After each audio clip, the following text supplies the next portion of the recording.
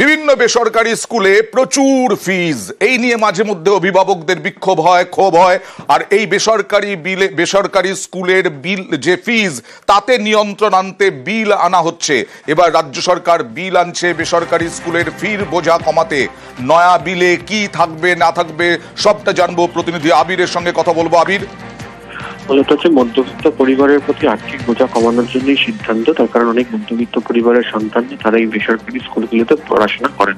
যেটা অভিযোগ এসছে বিভিন্ন সময় ধরে হঠাৎ করে স্কুলের ফিজ বৃদ্ধি করে দেয়, বিভিন্ন খাতে খরচ থেকে সেই ফিজের সঙ্গে যোগ করে দেওয়া হয় এবং প্রত্যেক মাসে যেহেতু একটা হিসাব ধরা থাকে নির্দিষ্ট অর্থনৈতিক কাঠামোর মধ্যে, বহু পরিবারকে এই পরিমাণ টাকা দিতে যথেষ্ট সমস্যার মধ্যে পড়তে হয়।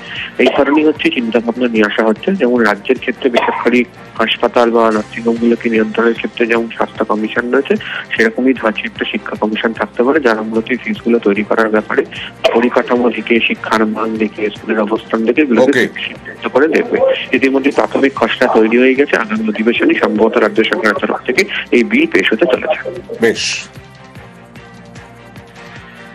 প্রাইভেট স্কুলের ক্ষেত্রে এই বেতন বৃদ্ধি অনেক মধ্যবিত্ত অভিভাবকের এতে অনেক সমস্যা হয়। তিনি তো মাসের শুরুতে একটা পরিকল্পনা করে রাখেন যে ছেলে মেয়ে ভর্তির জন্য তার এই খরচা আছে।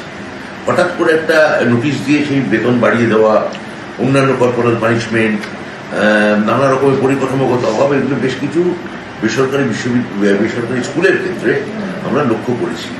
মাননীয় মুখ্যমন্ত্রীর সঙ্গে আলোচনা এবং নির্দেশ করে তাই আমরা একটা এই বিষয়ে বিল আনতে চাই। আশা করছি এটা আমরা খুব তাড়াতাড়ি আমরা এটা বিধানসভায় পাশ করাতে পারবো। কবে কার্যকরী হবে সেটা অবশ্যই আমাদের এখানে মাননীয় রাজ্যপালের স্বাক্ষরের উপর নির্ভর করছে।